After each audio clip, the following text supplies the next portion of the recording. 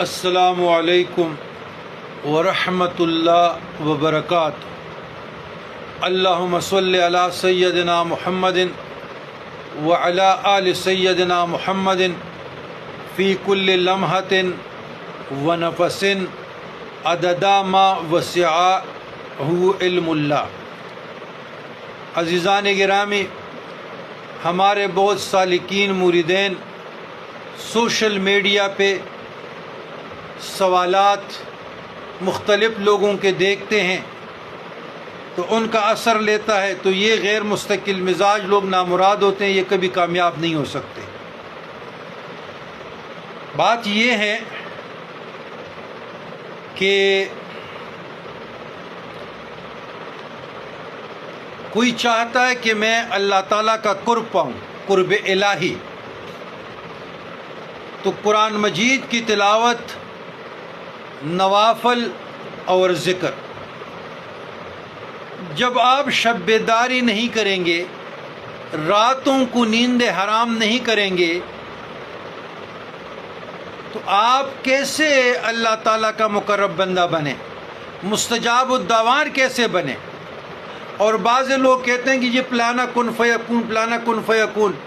او بھائی، وہ کن فیکون تھا، لیکن اس کی زندگی بھی دیکھو۔ کن فیکون ایک اللہ کی ذات ہے، بندہ نہیں ہو سکتا۔ بندے کا پرتو پڑ جاتی ہے، تجلی پڑ جاتی ہے، اس صفت سے متصف ہو جاتا ہے، مظہرون الہی بنتا ہے، تب اللہ تعالیٰ ان کی دعائیں سن لیتا ہے۔ لیکن اگر آپ کہتے ہیں کہ میں ایک دن میں سلطان باہو بن جاؤں اور ایک چلے سے بابا فرید بن جاؤں، تو یہ کیسے ممکن ہو سکتا ہے؟ فرائض آپ کی پوری نہیں، شریعت سے آپ دور، عقائد میں آپ کی خرابی، پیٹ میں آپ کا حرام، ٹھیک ہے نا؟ تو ان پاک ہستیوں کے مقابلے ایسے سوچ رہے ہیں، یہ گمراہی نہیں اور کیا ہے؟ وَأَحْسَنَ أُولَٰئِكَ رَفِيقًا، ان کی رفاقت میں جوتوں میں جگہ مل جائے تب بھی غنیمت سمجھو۔ تو یہ لوگ کہتے ہیں جی بس ہم ایک دن میں پیر غلام علی شاہ بن جائیں، جس طرح ان کے لوگ ہاتھ ہدیے دیتے ہیں، ہاتھ چھومتے، اور ہماری بھی ہو جائے۔ او بابا، ایسے نہیں ہوتا۔ آپ اللہ کو یاد کریں، اللہ کے لیے 5 وقت نماز پڑھیں، ضروریات دین سیکھیں، عبادات، اخلاقیات، معاملات، اعتقادات، اور روز و شب کے جو معمولات ہیں مسنون، ہر سالک کو ہم نے بتائیں، اس پہ کار بن رہے ہیں۔ 3 وقتوں کی حفاظت کریں، عصر سے مغرب تک، صبح فجر سے طلوع آفتاب تک، اور رات کے 1-1.5 گھنٹہ عشاء کے بعد لے لیں، یا تہجد کے وقت 12 بجے، 1 بجے، 3 بجے کے بعد 3 بجے اٹھ جائیں، 3:45 غالباً لگ بھگ اذان ہوتی ہے۔ تو یہ 3 وقتوں کی حفاظت صوفی پر فرض عین ہے۔ کم کھانا، کم بولنا اور کم سونا۔ اب ہمارا آسٹریلیا سے ایک پیار والے ہو کہ جی ملکوتی زبان۔ او بابا، ملکوتی زبان کون سی ہوتی ہے؟ جبروتی زبان کون سی ہوتی ہے؟ ناسوتی کون سی ہوتی ہے؟ یہ بعض جو علم سے دور لوگ ہیں، احمق لوگ ہیں، تصوف کے لباس میں آ کر لوگوں کو بٹورنے والے، لوگوں کی عقائد کو خراب کرنے والے، ڈیٹریک کرنے والے، سوشل میڈیا پہ اپنے ویوز کو بڑھانے والے۔ اسی کے لیے تو ہم نے یوٹیوب پہ آپ لوگوں کو ویڈیوز دے دی، آپ لوگوں کے لیے سوشل میڈیا استعمال کرنے پہ آیا، تحریرات کی شکل میں، فتاوجات کی شکل میں، ہر ایک سوال کا قرآن و سنت کی روشنی میں، تعلیمات صوفیاء کرام کی روشنی میں کوشش کرتے ہیں آپ لوگوں کی تربیت ہو جائے۔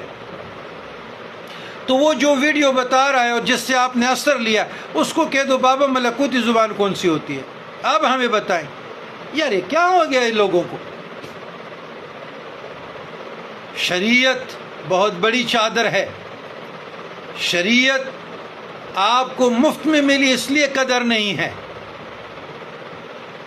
ناسوتی دنیا میں رہ کے ناسوتی زبان اپناؤ، رسول اللہ اور صحابہ کرام کے طریقے پر اپنا زندگی گزارو، قرآن اور سنت کو اپناؤ۔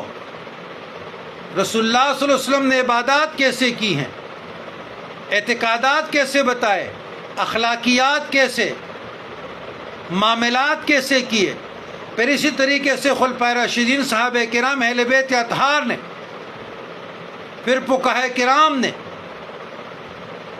تو اس طریقے سے اپنے زندگی کو قرآن اور سنت سے مزین کرو، خوبصورت۔ تو عالم امر اور عالم خلق پہ ہم نے بہت باتیں کی ہیں، تو اس قسم کے سوالات سے گریز کریں۔ زیادہ بیہودہ سوالات بندوں کو گمراہی میں ڈالتا ہے، اور اس قسم کے سوالات سے بندہ نفسیاتی مریض بن جاتا ہے۔ جس طرح آئے دن سوشل میڈیا میں آئے دن لوگ خوابیں دیکھتے ہیں، ایک شخص نے کہا جی میں نے مراقبے میں یہ دیکھ لیا، مثال۔ میں نے کہا آپ نے کیا دیکھا؟ انہوں نے کہا یہ ایسی ایسی چیزیں دیکھی۔ میں نے کہا آپ سچ بات بتائیں، آپ کتنا ذکر کرتے ہیں دن میں؟ تو وہ چپ کر گیا کہ تسبیح پہ جی مشکل سے ہوتا ہے۔ میں نے کہا کھانا کتنا ٹائم کھاتے ہو، لنچ، ڈنر، ناشتہ؟ تو جب آپ ایک وقت کے 10 روٹیاں کھاتے ہیں اور پیٹ اتنا بھر جاتا ہے، تو اپنے وضو پہ برقرار رکھنے کا آپ کے اختیار نہیں رہتا، اور آپ کہتے ہیں میں نے مراقبے میں یہ دیکھا۔ یہ کیسے پرفتن دور میں پرفتن لوگ ہیں۔ سب سے بڑا مراقبہ ہے 5 وقت نماز پڑھو، قرآن پہ عمل کرو، غور کرو، تفکر کرو، تعلیمات صوفیہ کرام کی روشنی میں زندگی گزارو، اپنے اولاد کے لیے رزق حلال کماؤ۔ القاسب حبیب اللہ، یہ سب سے بڑی کرامت ہے، یہ سب سے بڑی ولایت ہے۔ آپ زمانے کے سب سے بڑے ولی ہیں، کس کاتے میں پڑ گئے؟ ہر کوئی خلیفہ ہوگا اور بس اس کا قبر بنے گا، اور اس کے یہ کریں گے وہ کریں گے، یہ کیا ہے؟ تو پھر جی فتاوی جات کی بات آتی ہے، تو جو مشہور اور معروف ایک بزرگ گزرا ہے، اس کا اولاد پختونخوا میں کم ہے، لیکن پنجاب میں اس کا زور، گدیوں کا اور جاگیرداری کا اثر بہت مضبوط ہے، جڑیں مضبوط ہے، اور لوگوں کے عقائد بھی بڑے کمزور ہیں۔ تو وہ کہ جی پلانے درگاہ کا فتویٰ ہے، پلانا درگاہ کا بیٹا چاہے علم دین ہو یا نہ ہو، مفتی ہو یا نہ ہو، بڑے بڑے مفتی ان کے گن گاتے ہیں، تو یہ بھی تو شرک ہوا نا۔ جب آپ بندوں کی خوشنودی حاصل کرنے کے لیے گن گاتے ہیں تو یہ بھی شرک ہوا۔ تو یقین کریں ایسے جو بڑی درگاہیں ہیں، تو یہ تو ایک بت کے مانند پھر معاملات ہو گئے۔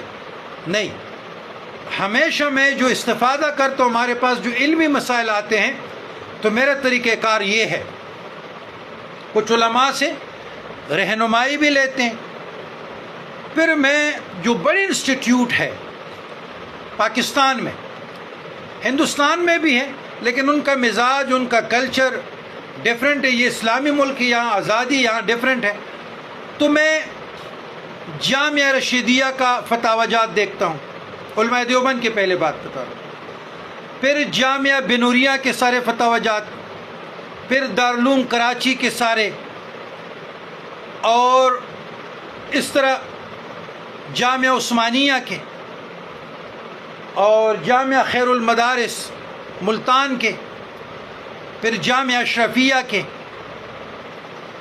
تو اس کے بعد پھر میں جامعہ نعیمیہ کراچی کا،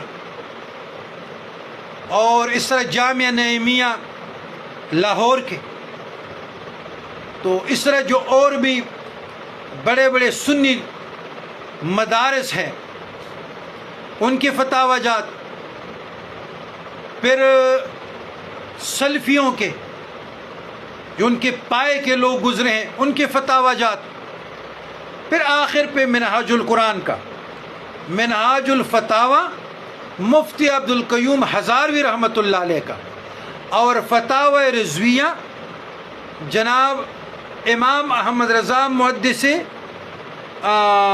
بریلوی رحمۃ اللہ علیہ کا، اور جامعہ بنوریہ علامہ محمد یوسف بنوری رحمۃ اللہ علیہ کا، ان سے میں اخذ کر کے عربی کی بھی دیکھتے ہیں، فتاوی قاضی خان دیکھتے ہیں، ترخانیہ دیکھتے ہیں وغیرہ وغیرہ، لیکن فتاوی ابن تیمیہ دیکھتے ہیں۔ ابھی تو ماشاءاللہ اس کا 17 جلدوں میں ترجمہ بھی ہو گیا، ڈاکٹر عبدالکبیر محسن نے کر لیا، میرے پاس نہیں پہنچے لیکن پہنچ جائے گا۔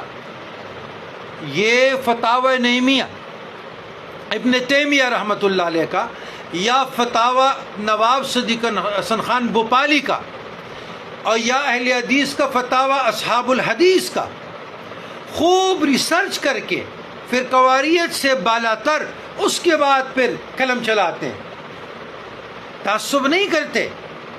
ان علماء نے محنت کی ہے، سینکڑوں کتابوں سے حاصل ہمیں آسانیاں دی ہیں۔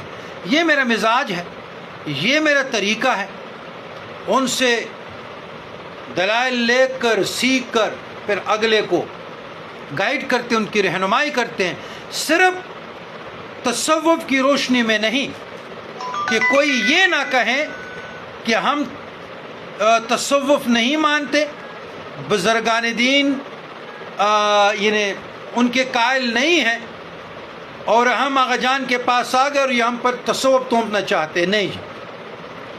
ہم علم میدان میں علماء ظواہر، علماء شریعت جو پائے کے علماء گزرے ہیں، ان تماموں کے فتاوی جات پڑھ کر پھر جو ہمارا اپنا مسلک ہے اور اس میں رہ کر جو بہترین دور جدید کے مطابق فتاوی ہوتا ہے وہ کوٹ کر کے اگلے کی رہنمائی کرتے ہیں۔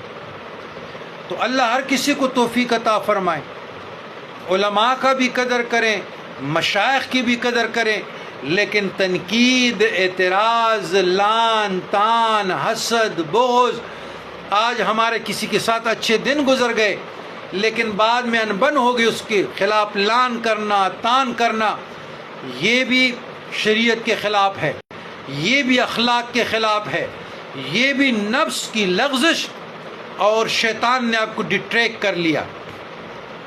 آپ کا کیا خیال ہے کہ آپ صحیح کام کر رہے ہیں؟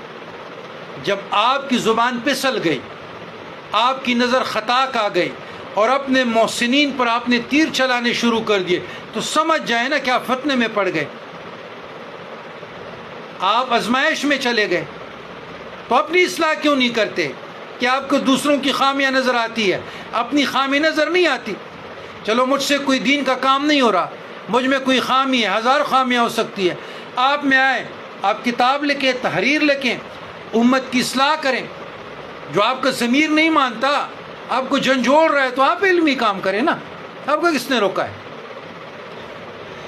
ربنا لا تزغ قلوبنا بعد إذ هديتنا وهب لنا من لدنك رحمة إنك أنت الوهاب۔